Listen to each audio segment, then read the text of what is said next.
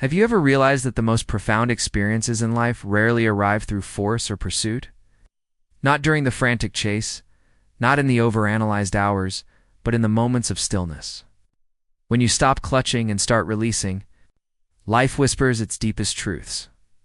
We tend to see life as a battlefield, success as a fortress to conquer. So we push, strain, manipulate, and force our way through. But in this chaos of control, we disturb the very stillness that could have gently guided us toward everything we yearned for. The irony is cruel, but sacred. The more you demand life to yield, the more it resists. And the moment you surrender, not in defeat but in wisdom, life unfolds with ease. Let go of the compulsion to constantly do. Let go of the illusion that effort alone births worth. Real growth begins when the soul becomes still enough to listen. You were not born to fix the world. You were born to awaken within it. So much of our suffering stems from the illusion that we are not enough as we are.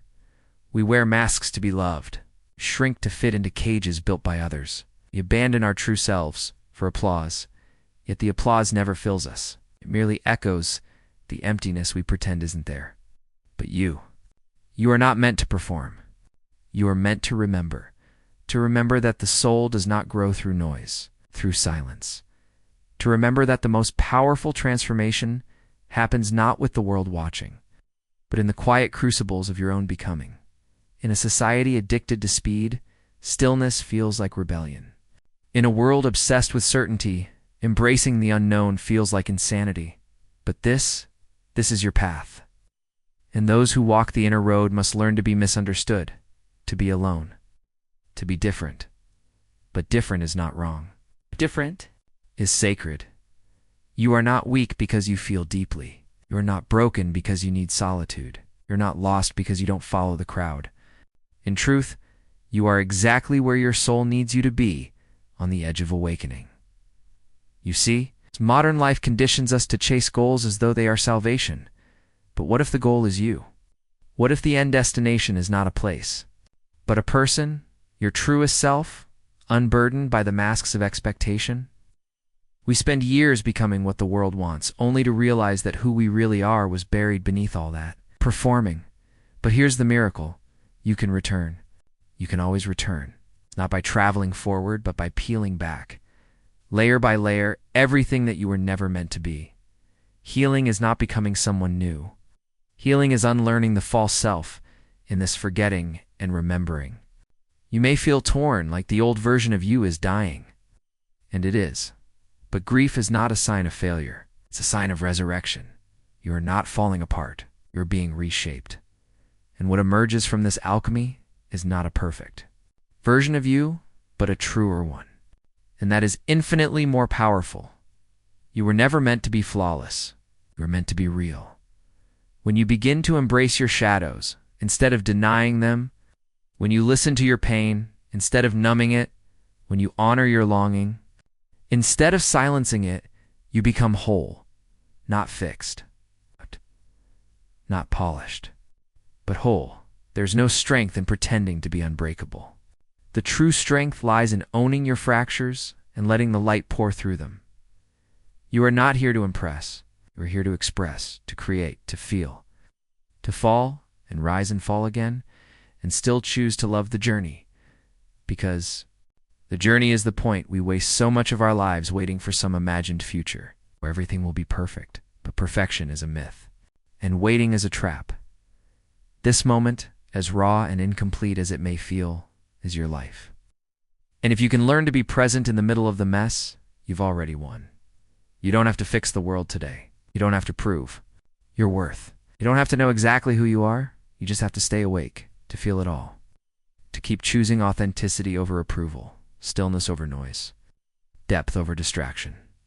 The world doesn't need more people who pretend to. Be whole. The world needs more people brave enough to be broken and still rise. More people who sit in silence and listen to the truth within. More people who stop chasing what they think they want, start receiving what they truly need. You don't need to earn love. You are love. You don't need to find the light. You are the light obscured, perhaps, but not extinguished. Let the storms come. Let the shadows fall. Let the world misunderstand you, because at the core of your being, there is a knowing that cannot be erased, a truth that does not bend to trends, a soul that is older than time and wiser than fear. Honor that. You don't have to hustle for your place in the universe. You already belong. You don't need to fix yourself to be worthy. You are worthy now, just as you are. Have you ever asked yourself, why do I feel so far from who I am? It's not because the world is noisy, though it is, but because somewhere along the path you forgot to listen. You stopped hearing your own voice. It was buried beneath the loud expectations, the false smiles, the quiet desperation to fit in. Carl Jung once said, "The privilege of a lifetime is to become who you truly are." But what if you don't know who that is? What if you've become so good at pretending that the performance now feels more real than the soul? This ... is where your journey begins. It's not out there, but within. The greatest adventure is inward. We are taught to conquer the world, but not ourselves. We chase achievements, accolades, approval. But beneath the surface, a different self whispers, "There is more to you than this." The more we ignore that voice, the louder life screams back at us through anxiety, depression, emptiness. But we don't listen. Instead, we keep running. Why? Because to face ourselves is terrifying. To face ourselves means looking into the mirror and seeing not just the image, but the shadow behind it. The shadow, not evil, but unintegrated. Jung described the shadow as the part of us we disown. Not because it is bad, but because society told us it is unacceptable. You weren't allowed to be angry, so you buried it. You weren't allowed to cry, so you laughed louder. You weren't allowed to be different, so you blended in until you vanished. But here's the truth. What you repress controls you. What you deny dominates you. The shadow is not your enemy. It is the part of you crying to be held, to be accepted, to be integrated. Jung never said, "Get rid of your darkness." He said, "Own it." You cannot become whole by silencing parts of yourself. Healing doesn't happen through perfection. It happens through integration. Masks and the false self. Every day you wear a mask, the kind smile, the polite agreement, effortless calm, but beneath the mask is someone exhausted. Someone screaming silently in the restroom stall, in the late-night car rides, in the dreams you forget by morning. You pretend you're fine because you believe you're real. Self isn't good enough to be seen. But here's the truth. Your real self isn't broken. It's just been silenced too long. The world didn't need another perfect copy. It needed your raw, honest, flawed, beautiful self. Suffering is the catalyst, not the curse. Pain isn't your enemy. It's your compass. You don't wake up through comfort. You awaken through the tremors of heartbreak, the betrayal of illusions, the deaths of your old selves. Jung wrote, "There is no coming to consciousness without pain. This pain you feel, that's not punishment. It's birth. The soul cracks open when the ego collapses. The identity you clung to breaks apart, and in that breaking, something deeper, truer, rises. Your wound is where the light enters. What if your deepest wounds weren't obstacles? But openings? What if the betrayal, the abandonment, the loss weren't life being cruel, but life pushing you back to yourself? Jung believed that the wound is sacred, because only when the ego is shattered can the self be seen. Not the small self that seeks praise or validation, but the timeless self, the one that existed before you had a name. This is the self you must return to, not by escaping the world, but by walking through it. Awake.indivituation.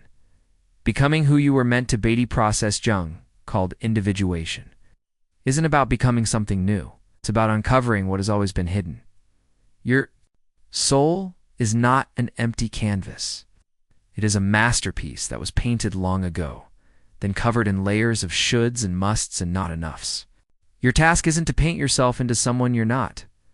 Your task is to remove what is not you, to peel off the social paint, to unlearn the lies, to rise not as someone else but as you. The journey has no map, only a compass. There's no manual for this, No guru, no influencer, no textbook can hand you your truth, because your truth is not on their path, it's on yours. And that path, it begins in silence, in solitude. In the stillness where the ego dies and the soul begins to breathe, and so, ... The question returns. Will you keep running from your reflection? Or will you finally turn, face the mirror, and say, I see you, I accept you. Let's become whole again. The shadow you refuse to face, we spend so much of our lives trying to light up the world around us. Yet we ignore the darkest corners within, ourselves. But until you confront your own darkness, you'll forever be enslaved by it.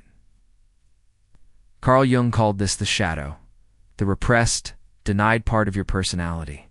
Not because it is evil, but because it holds truths you've refused to see. And here's the paradox. The more you deny it, the more it controls you. The shadow isn't just anger or jealousy, it's your unlived life, your abandoned dreams, your broken voice. Modern society teaches us to wear masks, polite smiles, pre-programmed ambitions, hollow confidence. But underneath that costume lies the real you, messy, raw, flawed, powerful. You've been taught to fear your impulses, suppress your feelings, silence your intuition. But what if I told you that everything you're suppressing is exactly where your power lies? You were not born to be good, you were born to be whole. When you begin to integrate your shadow, something miraculous happens. You don't become evil, you become honest. You don't become perfect, you become real. The war within quiets.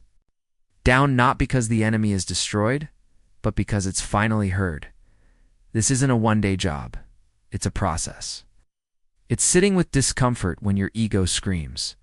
It's accepting that you are capable of light and destruction and choosing to evolve. Jung said. One does not become enlightened by imagining figures of light, but by making the darkness conscious. That's the path most people avoid. That's exactly where transformation begins. You'll lose people. You'll break illusions. You'll question everything. But you'll finally become your own authority, not a puppet controlled by trauma or societal scripts.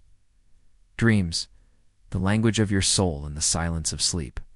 When the ego finally shuts down, something extraordinary happens. Your soul begins to speak through dreams, not random images, but deep symbols from your unconscious. Jung believed dreams were messages from the self, not just to be decoded, but to be honored. Every face you see, every place you visit in your dreams is you. The villain, the lover, the child, the storm, all fragments of your psyche, crying out to be noticed. But in our waking life, we dismiss these visions. We scroll, consume, distract ourselves to death. Why? Because the truth scares us. Dreams. Bypass the mind and aim straight for the heart of who you really are. Stop looking at dreams as hallucinations. Begin to see them as soul letters, written in metaphors, sealed in symbols, delivered in silence. What you suppress in daylight often returns at midnight. Not to haunt you, but to heal you, if you're brave enough to sit with your dreams. They'll guide you toward integration, meaning, and destiny. Your subconscious is not a trash bin. It is the sacred archive of every intuition you ignored, every instinct you buried, every truth you postponed, as Jung wrote. Until you make the unconscious conscious, it will direct your life, and you will call it fate, individuation, becoming. Who you are meant to be, there's a version of you the world wants, quiet, manageable, predictable. And then there's the version of you that your soul wants, wild, dangerous to the status quo, unapologetically alive. Individuation is the journey from who you were told to be to who you truly are. It's not self-improvement, it's self-revelation. You're not polishing yourself into perfection. You're peeling back layers of conditioning until you remember who you've always been. This is not the path of comfort. It's the path of initiation. You will walk alone. You will lose your bearings. But every myth, every great story, every hero follows this same arc. Why should your life be any different? The pain you feel isn't punishment. It's a threshold, a sacred push from life saying you were never meant to stay small. Jung didn't offer quick fixes. The kind that demand you take responsibility for your own psyche. The kind that remind you you are both the lock and the key. And once you unlock yourself, your art, your wisdom, your vision, you become someone who can carry light into other people's darkness. That's not just healing. That's destiny, the path of the wounded healer. Sometimes, the very wound we try to hide becomes the doorway to our awakening. Jung called this archetype the wounded healer. You suffer, not just for your own transformation, but to become the light for others lost in darkness. You ask, why me? Oh. But the real question is, who else, if not you? Pain, trauma, heartbreak, these are not curses. They are invitations. You weren't broken to be ruined. You were broken to be rebuilt. Deeper, truer. As Jung said, the doctor is effective only when he himself is affected. You cannot guide others through storms you've never walked through. And that's why your scars are sacred. They're maps, not signs of weakness, but of survival. Most people numb their pain. They cover it up with addictions, routines, and fake smiles, but not you. You've stared into the abyss. And now, it's time to rise from it. The deeper the wound, the deeper the soul. The deeper the soul, the deeper the wisdom. So stop resenting your past. Every shattered dream, every sleepless night, every silent cry, it was preparing you for something greater than success. It was preparing you for meaning. Becoming your own guide didn't wait for someone to rescue you. Rescue yourself. That inner child still waiting to be loved, love them. That shadow crying to be seen, embrace it. That part of you that feels like a fraud, listen to it. No savior is coming. But your authentic self has always been whispering, I am here. I've always been here. Are you ready now to meet me? You don't heal by erasing the past. You'll heal by reconciling with it, by making peace with your choices, by holding your own hand through the pain. Jung reminds us, who looks outside dreams, who looks inside awakens. You've dreamed long enough. Now it's time to awaken the alchemy.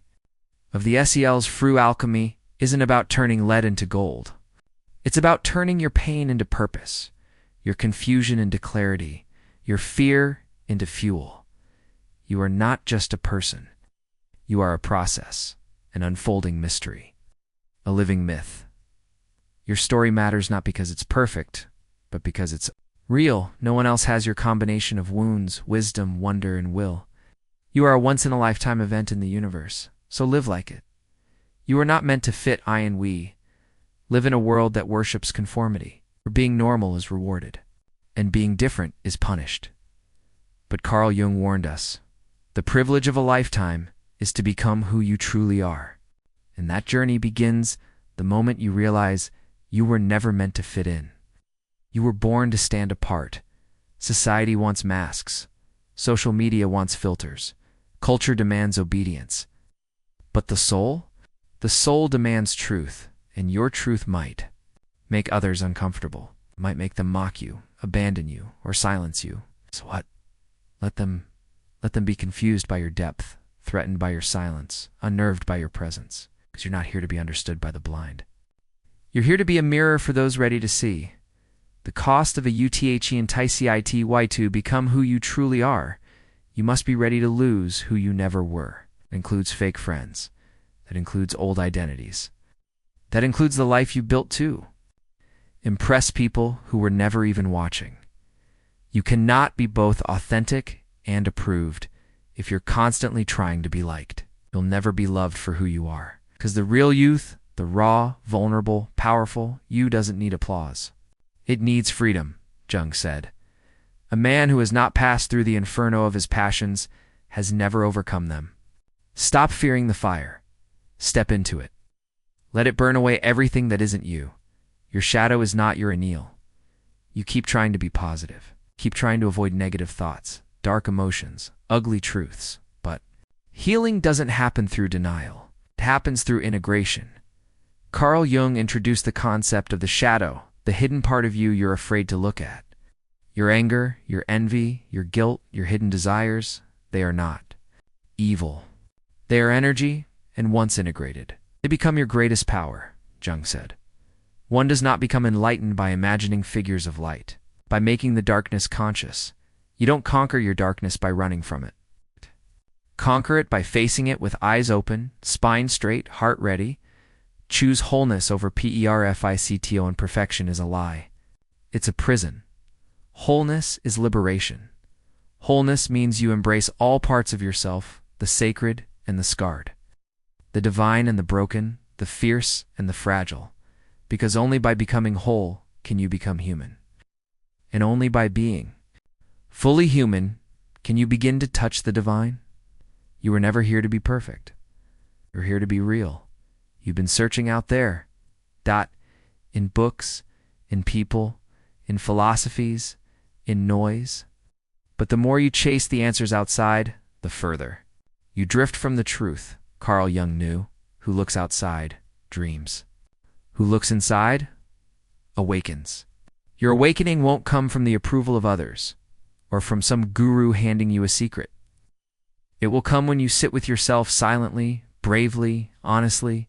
There is a vast, ancient world within you, a place deeper than your fears, older than your trauma, stronger than your doubts. When you begin to trust that inner world, you no longer beg the outside world to save you. You are both the labyrinth and the key. With a journey of life is not linear, a spiral. You'll come back to the same wounds again and again, but each time with a deeper understanding, a stronger heart, and clearer eyes. Don't curse the repetition. Bless it. It means the lesson is sacred, Jung said, until you make the unconscious conscious. It will direct your life, and you will call it fate. What you don't face, you repeat. What you suppress, you project. What you avoid, you become. So stop looking for a map. You are the map. You are the maze. You are the exit. Don't just exist. Become. You were not born to fit in a mold. You were not made to walk a path paved by someone else's fears. You were born to become, to transform, not just once, but endlessly, to die 1,000 little deaths and be reborn into truer and truer versions of yourself. And yes, becoming hurts. Requires shedding layers you thought were essential. It requires losing people who only loved your mask. But nothing compares to the aliveness that comes from being yourself. No filter, no apology, no illusion. You were always the one. You've searched for mentors. You've followed voices. You've read every book. But one day you'll realize the person you were waiting for, the guide, the savior, the hero, was never outside of you. It was always you. That is the Jungian truth. Your vision will become clear only when you can look into your own heart. Who looks outside dreams. Who looks inside awakens. The shadow knows you're unimmune. Spend your life building a mask the world will accept. Polished, pleasant, safe. But deep within, something stirs. A voice you try to silence. A part of you that doesn't follow the rules, doesn't care for approval, and refuses to shrink itself. Carl Jung called it the shadow. It's not evil, not wrong, but forgotten.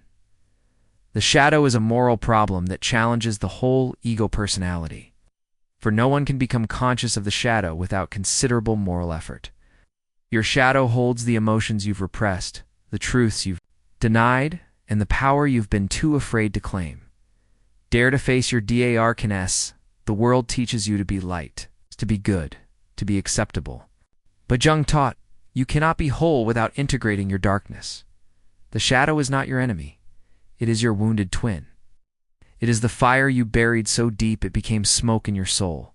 Facing it is terrifying, because it demands that you see yourself not just the flattering parts, but the raw, unedited truth. But here's the paradox. Only the one who has dared to meet their shadow becomes truly human. Integration. Not perfecto. You don't defeat your shadow. You embrace it. You befriend it. The goal is not to become a saint. The goal is to become whole. To be honest about your envy, your fear, your anger, your desire, and still choose to live consciously, responsibly, and meaningfully. Because power without awareness becomes destruction. But power with integration becomes transformation. One does not become enlightened by imagining figures of light, but by making the darkness conscious. That's not philosophy. Survival.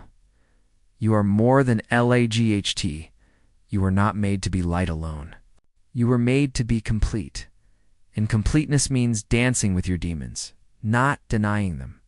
It means standing in the mirror, unflinching, and saying, I see all of me, and I am not ashamed. That's the soul's revolution. That's the Jungian journey. You don't find your highest self by escaping your lowest one.